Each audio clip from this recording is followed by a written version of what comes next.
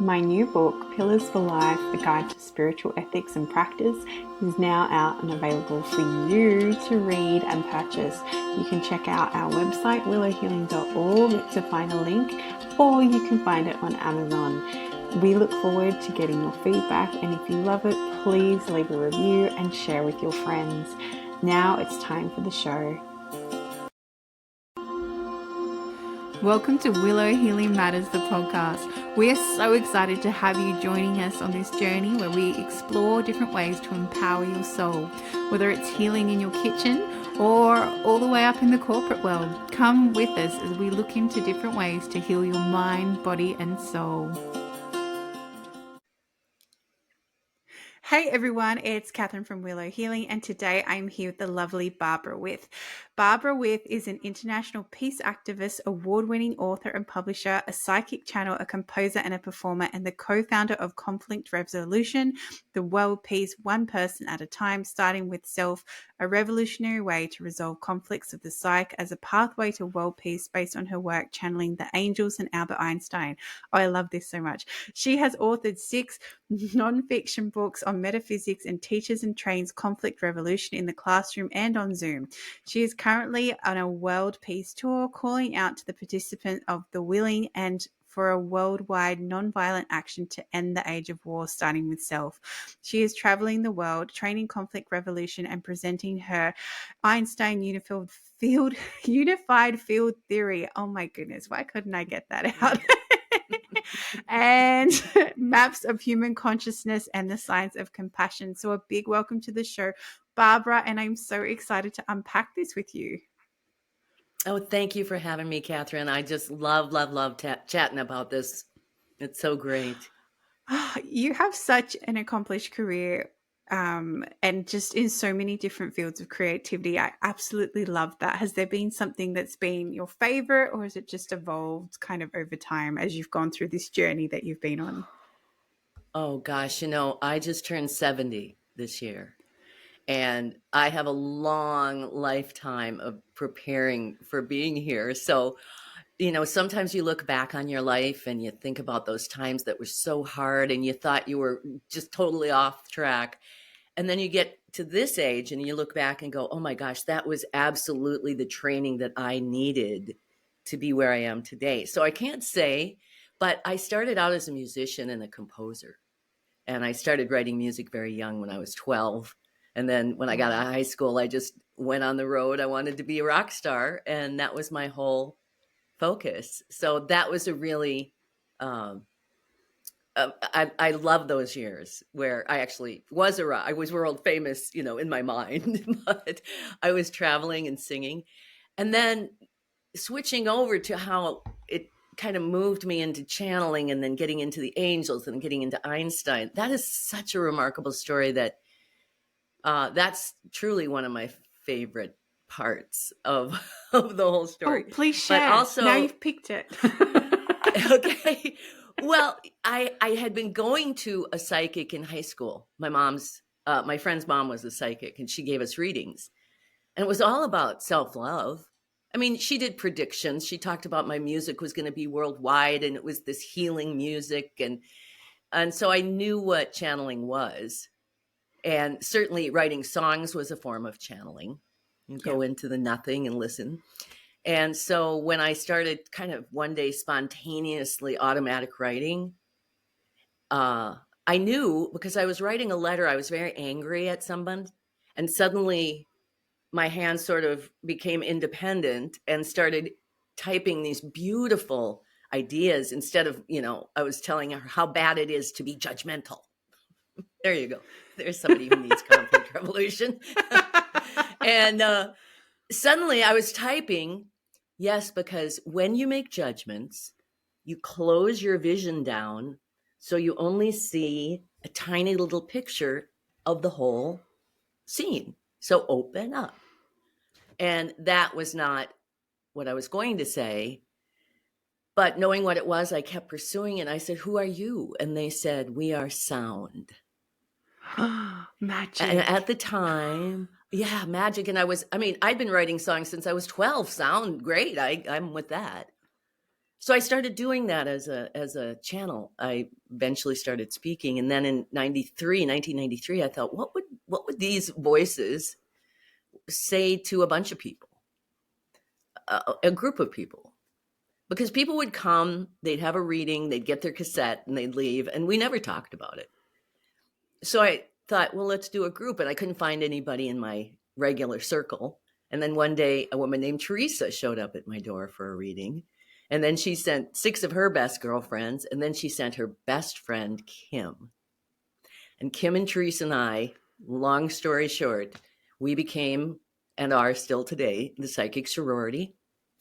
And we started conducting groups in our living rooms. And December 14th, 1993 was the first group we did. And all of that is documented in Diaries of a Psychic Sorority. So the whole thing is there. But when they asked, "Who are you?" the voices said, "You can call us angels." And I said to myself and them, "Angels? What?" My mentor taught me I was an antenna. Like, I'm picking up all your information and just talking it back to your mind. And suddenly there's these angels. So we had a talk about it and decided we really didn't care if it was the Easter Bunny, because what they were telling us was changing our lives so dramatically and so positively that we were addicted to doing this. So what the angels told us in the nutshell was they had this theoretical process to resolve conflict first within ourselves in a particular way, that then the byproduct would be world peace. So they needed 3 human beings who were going to have real life conflicts to test their theory. And I guess we volunteered and were chosen. And that was our mission that has led us to where we are today on my World Peace Tour. Wow. I have goosebumps. There's such a powerful and magical story of how that evolved. And it's so funny because a guest I interviewed earlier today, her history was um, as in the Marine Corps, and she's actually working on peace too. I actually feel like I need to connect you two people. But the magic thing, what she said she came to this decision in her life, and she had to choose between the Marine Corps and the Peace Corps, and she actually chose the Marines. And the reason she went down that path, and she realizes now, is because if she hadn't experienced war at that full capacity, she wouldn't be able to hold the energy for peace. Just like you said, if you hadn't been in that conflict and been given that message from the angels and going to try it out on yourselves, then you wouldn't know it's actually going to work at that bigger level, right? Because it is that ripple effect that comes out, that when you change and make that active change in you, then you can ripple it out and cause changes in the world scale level. Yeah, and I think people often think about, you look globally, right? Because we look outside ourselves and we see this chaotic world. But that distracts us from the very basic thing that you know and I know and everybody knows in our heads, as within, so without. But to demonstrate that, to live that is such a huge challenge. And we can't just know it and understand it. How do we put it in our bodies? And that's what conflict revolution does. Yeah. Yeah. And fully embodies it and a lot of people don't realize just talking about it's not enough. You have to put it into action, and then actually to have that feeling and embodiment, it just helps your subconscious actually grasp onto that changes that are happening at that cellular level. Absolutely. Yeah. Yeah. Oh wow. I'm still getting goosebumps. So so Well, you're buckle up. currently well, buckle up. So you're currently on a world peace tour, which I love that. So what is kind of the psychic sorority, and what are you guys doing to bring this message out into the world? Well, the psychic sorority's job for all of these 32 years has been to maintain the practice of conflict revolution amongst the 3 of us. And so the 3 of us have, through 32 years, been through a wide variety of conflicts that we have been challenged to bring ourselves back together. We do it every single time we'll come back together. Then there'll be Kim and Teresa will have a distance to work out their conflict. Teresa and I will have a distance, but we always come back together. I went on after the psychics, after we published diaries. I went on to then I had a literary agent who got me. She said she got a call from a tabloid in London, like a metaphysical tabloid, Jesus on the toast and angels in the backyard. And they were looking for an interview with Princess Diana on the 1-year anniversary of her death. And that was another moment in my life where I went, what? I mean, I'd learned I could communicate with people who had passed on, but they always came to me. Like I would see them and they'd say, here's a message for my son. So I was like, how do we do this? And it took me a long time to decide that this was legit. And I thought, well, let's just see. So I sat down and I typed the channeling, the questions and the answers, printed it off. And when I read it, I just wept. You could hear her voice. And aside from all of the details of Dodie and her children, her message was, if everyone who put flowers in front of the palace when I died did conflict revolution, we'd have world peace in a day. Mm-hmm. And so in my conversation in my head with her after I'd done it, and now I knew it was her, I said, Diana, this is brilliant. So you've got this tabloid that has 40 million people, and you can put your interview and tell them to do this. I mean, what a reach you can have from beyond the grave. And needless to say, the tabloid didn't want it because she didn't mention Camilla or Charles once. Of course, she wouldn't have. But so my agent and I sat down and said, well, maybe there's more famous people who want to talk. So we made a list, and some people did. Some people didn't. Elvis didn't. JFK did. And there came a point, it was actually JFK, and that was an amazing interview too, that now is being substantiated by what's coming out here in the US with the release of the documents. Yeah. It's all being substantiated. You're like, oh, finally. He said, yeah. Well, we knew, he told us back then, but, we had to wait for culture to catch up. But he said, first of all, this is not your idea. We are a party who have been working in afterlife with you for world peace. And I was like, okay, so they weren't angels? They're like, no, the angels are there. But we couldn't come out and say, hey, it's Albert Einstein and JFK. And, you would have freaked out as a human being. You wouldn't have believed us. So we had to ease you into it. And we didn't even have Einstein on the list. How sad is it? And that's why, John, they were all like, I'm sure they were in afterlife going, they don't even have you on the list, Albert. Hold on a second. So when I finally channeled Einstein, I vocally said it. It was the voice of every single reading I'd ever given. Wow. It was the voice of sound. And my body knew in a minute the sound of the voice from within me, the voice Albert Einstein. So that was very much a shock to me. It took me a while, like several years. It took me a while to say I was channeling angels. Okay, so now I'm channeling Albert Einstein and JFK. That's cool. But it was so brilliant. And what made me come out of the closet was 9/11. Because I had this whole book of channel interviews with world leaders telling us how to have peace. And I'm afraid that people are going to think I'm crazy, but this information is so brilliant. So that's when I really came out of the closet. I was still kind of like, well, I'm not trying to convince you it's them, rather than this is Albert Einstein. So in 2005, it was the 100-year anniversary of E = MC squared, his miracle year. And I thought, let's just do a little book for him alone. Let's see what he'd have to say. I had no idea. No, I didn't anticipate anything. I thought, let's see. So long story short, he delivered a unified field theory, which in science means scientists for years have been finding a theory that operates on the microcosm like it does on the macrocosm. So stuff on the little tiny quantum field seems to have different formulas than the planetary. Yeah. So he comes in, he delivers a unified field theory, and it includes what he calls the map of human consciousness, which is how our consciousness interacts with that unified field to create reality.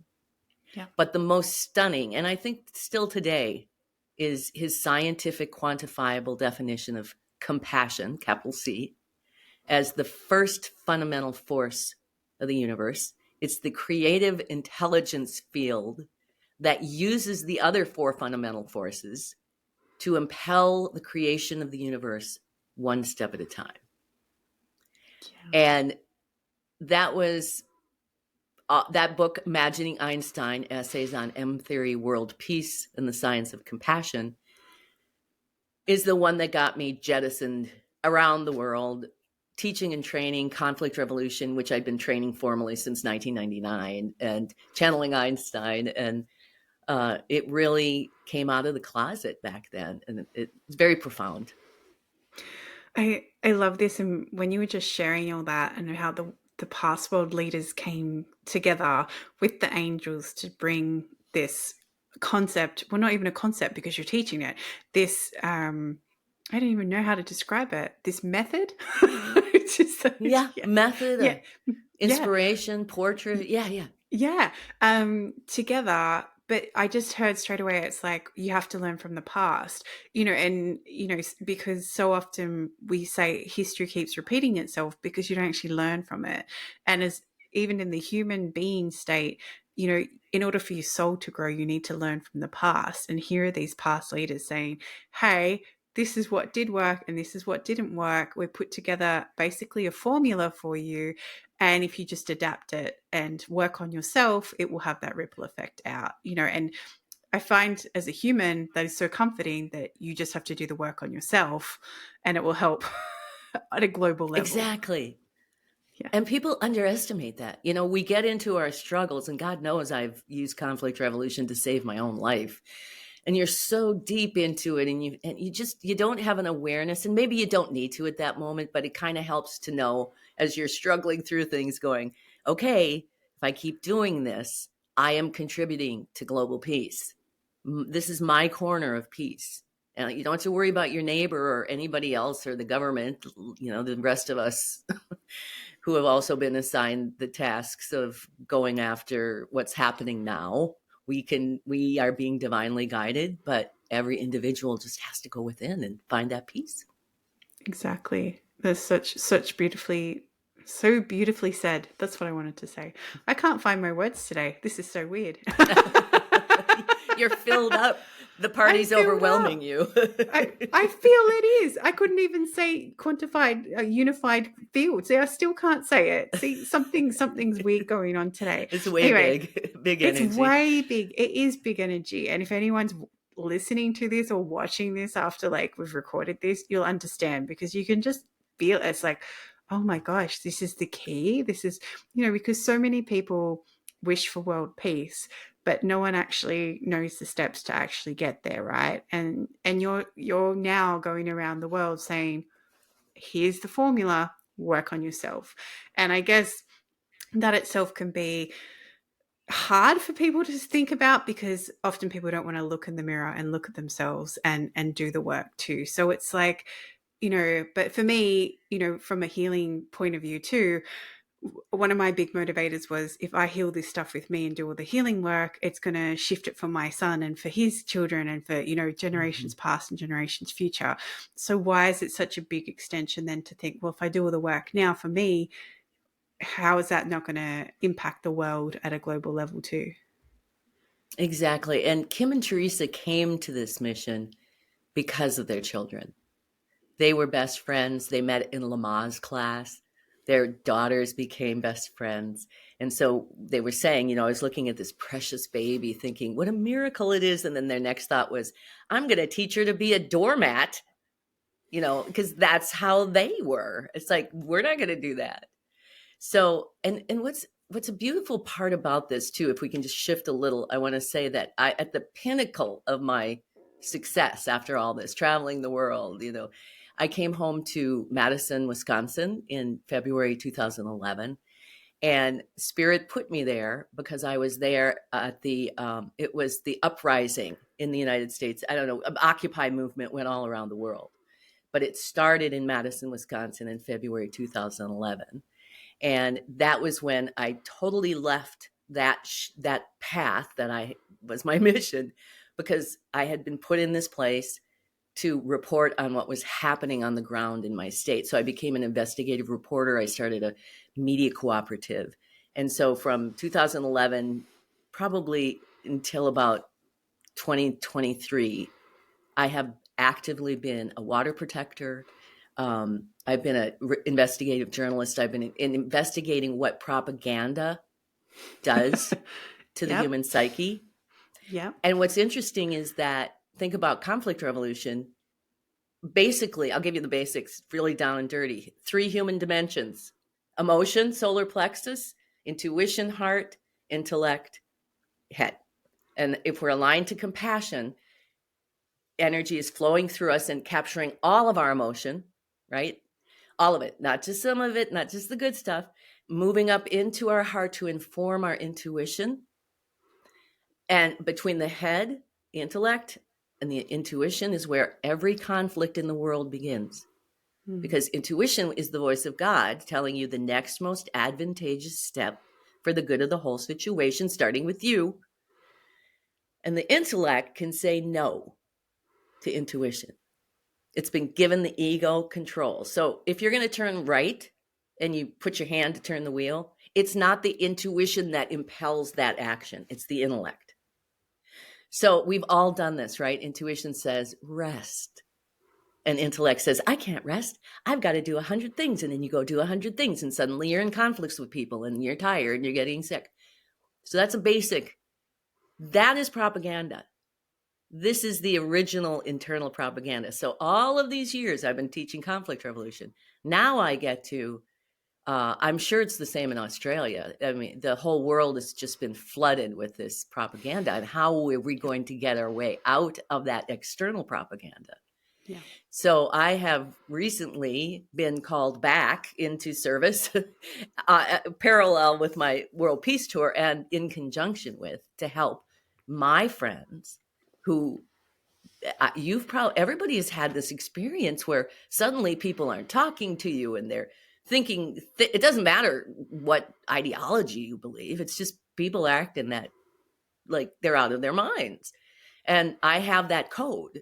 So I'm working very feverishly. I have a Substack also, Barbara With, if you want to follow that work I'm doing to educate on how it all happened and then bring conflict revolution into it to free us from that external propaganda. But of course, we all know it begins within. So that's the good news. Yeah, and I guess it's that with anything with propaganda, I find the best way to get out of it is being curious and start to ask questions, right? Like, hang on, why am I thinking Exactly. that? Why is that thought there? And then why do I feel that? And working back down to that intuition so that you can pull apart everything that's on top of that and then see what's left. And often what's left is your intuition, right? Because you've actually pulled back Exactly. all the layers, and then you can make that next step forward and see what's next. And I think the hardest thing about alignment, like you're talking about, it's exactly it, is that our intellects are so powerful because they are, if you just take away like the propaganda or this or that, just in how we function, the emotion is actually kind of the primordial quantum soup that underlies all physical reality. So the angels used to say, yeah, your chair has emotion. I mean, be like, what? It does. Everything's made up of that. It comes through your intuition that knows the plan perfectly. And on a subatomic level, intuition is impelling your heart to beat, right? So it's always an impelling statement. It's not we're going to figure it out, or it's beat, heart, beat. But then it's telling you, turn left, rest. And then it gets to the intellect. And this is the war, because we're supposed to be defining like that is a chair, that is a chair, that is a chair. That's part of the intellect's job in the whole picture. But then ego gets in there to make, oh, well, he did this to me, and so therefore he has to. So making this, quieting down, being in present moment, and then always listening for the divine feminine intuition impelling you to take a step, and then divine masculine being in service to the divine feminine to actually be willing to use your free will to make that step. That is such an important part of our operating system. And free will is such an important thing for people to remember. Like, you always have a choice. Always, always. Mm-hmm. And God, divine, spirit, whatever word resonates with someone listening. But, you know, we've been designed that way, that we always have freedom of choice no matter what. You can choose to evolve, you can choose to stay where you are, you can choose to be inquiry, you can choose to have compassion. Everything you do has a choice, and every choice you make has that ripple effect out into the world and into the universe, because it just keeps rippling. And I feel like so often we forget that magic of the power that we actually have as human beings to make a choice to improve our lives and even those around us as well. Absolutely. And the other thing about it is that every choice we make, it's like a mathematical formula. Okay, so Mm. if I turn right, this series of events will happen. If I turn left, and that compiles, we call Yeah. it, at our root, Einstein says we are a compilation, like a particle. He calls it a compilation of consciousness. So every decision we make is recorded and stored.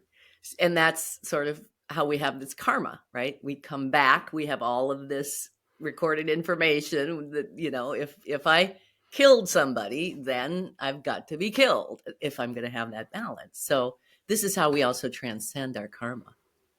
Yeah, which is such a beautiful way to look at it too. And I've never heard it explained that way, but it was perfect. I love it, Barbara. Obviously, Well, Albert Einstein I knows think what he's you've been talking about. it does, but I think you've been reading. I think you've been reading the Conflict Revolution workbook, because you were pretty much quoting when you always have a choice. I'm gonna send you a copy of it. You're gonna see how you were basically quoting the end of it. No matter what, you always have a choice. You do. Well, it's funny because I've written a book. By the time this comes out, it will be out. But it's based on spiritual ethics, and that is the number one thing: is divine will and freedom of choice. That's the very first thing it teaches. So that's why I haven't even read your things, but obviously we're all here as light workers in some capacity. So whatever you want to label yourself as, but we're all getting very Mhm. similar messages because it's so important and it's so needed for humanity right now, because we are on this cusp. We've entered this Aquarian age, which everyone's like, what is this they're talking about? This is where systems fall and new systems can be built. And that's what needs to happen. There needs to be that shift from the patriarch to the matriarch, where we start to step back into the power of ourselves as humans and as our own soul beings as well. And I think a couple things is it isn't even stepping back into the matriarch. It's bringing the divine balance of the Trinity within us. So you've got the Mm, divine feminine in your intuition, the divine yes. masculine, and then you've got the power of consciousness, your connection, your direct connection to God is in your emotion. Yeah. So when we bring that Trinity into alignment, it's, and I think people should also understand, people are very frightened right now all over Yeah. the world. People are like, there's going to be and believe me, as an investigative reporter, I scour Twitter every day for information, just to pick up information, what's going on all around the world. And people are worried. I'm saying this is like a chrysalis. The caterpillar pulls everything around, and as the caterpillar starts to dissolve, the butterfly starts to emerge. And Einstein has said over and over, this is not a big crash. It's this is coming down while this is coming up. And those of us, I like to call us compassionaries, I because love that that. is the bottom line. It doesn't have to do with any, a light worker, or that you've got, Hindu compassionaries, you've got Catholic compassionaries, anybody who is committed to compassion. And we are the glue, the fluid that is bringing that butterfly into form. And if we keep on revolving our and resolving our inner conflicts and holding that compassion and that vision, Einstein says, has always told us, the angels from the beginning, this vision has already been manifest. World Yeah. peace has already broken out. Systems are changing. And so we have to know that, because I mean, if you just basic intention 101, if I have an intention to create something, the end product has to be that thing created. Yeah. But there So it's also has very to be, exciting times. yeah, there also has to be that destruction to get there. And a lot of people forget that. Mhm. Like things have to fall down and be destroyed, because energy is never gone. It always gets, created into something new. So you have to have that destruction to have that creation, and that's, I feel, what we've been going through is just watching all these things start to tumble down and shift and change, and more people are stepping into their power. More and more people, like you said, are working with from the compassion point of view. They're like really coming from their heart and becoming heart-led leaders. And that is what we need in this world. People who are leading from the heart rather than the ego and the mind. And I can tell you, after doing this for, gosh, near a half a century, back then, all these ideas, I would say 20% of anybody I had in a conflict resolution workshop would hold this ideal. And the rest of probably 40% were like, well, that's kind of interesting, And then another 20% were like, that's just hogwash. 100% now. Yeah. So it's exciting. And I know, especially for younger people, you don't have that longer view, but I'm here to tell you, we're doing it. Yeah. Which is beautiful. It's beautiful. Well, thank you, Barbara. Thank you for leading the charge. I have to say, I'm going to say it. Well, you Thank are you. welcome. My pleasure. A lot of people have been thanking me lately on all sides of the aisle. So, Exactly. And as we start to finish up our time together, I feel like I already know your answer. If you could heal or change something in the world, what would it be? you know, I've told you the answer, but I also want to say I would heal people's disbelief. I would Hmm. heal people, not skepticism. Skepticism is absolutely necessary because truth will withstand the skepticism. But it's the ability to be childlike in vision and dream. Because I want to tell you, on July 8th, 2025, I will be presenting at the Science of Consciousness Conference in Barcelona, Spain, to all of the world's top physicists, scientists who have been studying the nature of consciousness. And I'm going Love to be this. delivering a message from Albert Einstein from beyond the grave on the 70th anniversary of his last manifesto that was read July 9th, 1955 in London. He died. And the basic message was world leaders must find peaceful ways to resolve conflict because no one will survive World War III. Now, I want to find a statistician or a mathematician who can tell me what are the odds that I would be chosen for almost the exact day, 70th anniversary, on my 70th birthday, that I will be finally, after all of these years of being told I was going to do this, deliver this message to the scientists. And there's going to be such a revolutionary shift that starts within each of them that I'm thinking I might be able to just retire. It should be Well, that's beautiful. a joke, but No, it's so funny you say that because my homeopath is this beautiful 82-year-old lady. And she said to me, and she's so strong because she does like Bowen and all these other things as well. But she's so strong. And she said to me, she looks at her hands and she said, when these hands tell me that the work is done, then I'll know I'm done. But until that day, I'm going to keep working and I'm going to keep serving at this level. And I feel that's the same for you, Barbara, right? Like until you feel it's done, you're going to keep serving. well, and I also feel in my life that I've had this service that I've sacrificed everything in my life for. I've lost everything in my life and come back to be this person, singularity. And that there will come a time where retirement for me will be jetting around the world, talking and singing. And that will be my ideal retirement. And the rest of the world will be already on its way. And what a beautiful time. What a beautiful time. I love that so much. And if people want to follow your journey or follow you, Barbara, where can they find you? Please, barbarawith.com. I've got a couple things. One is I'd like to offer you and any of your listeners, I call it a half price reading, but if you go to barbarawith.com under readings and buy a half hour reading, I will give you a full hour because I love to spread this word. Also, I have a conflict resolution challenge that I am putting forth to the participation of the willing. It's 2 free downloads. One, how to do conflict resolution.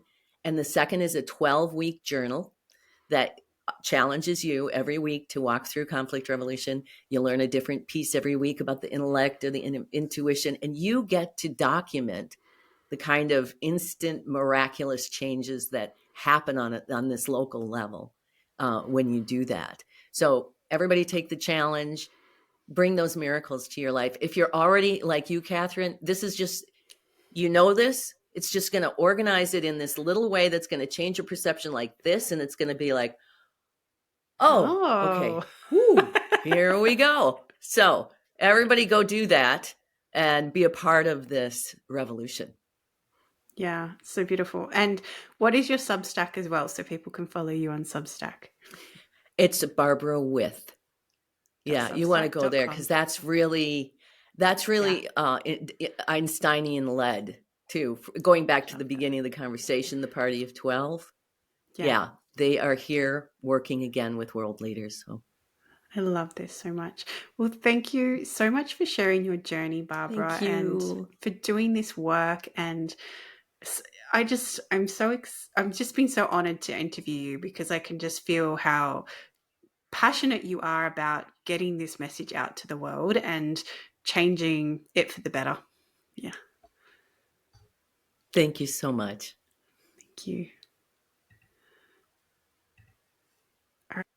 Thank you for listening to Willow Healing Matters, the podcast. We have so much love and gratitude that you have taken the time out of your day to empower you on your healing journey.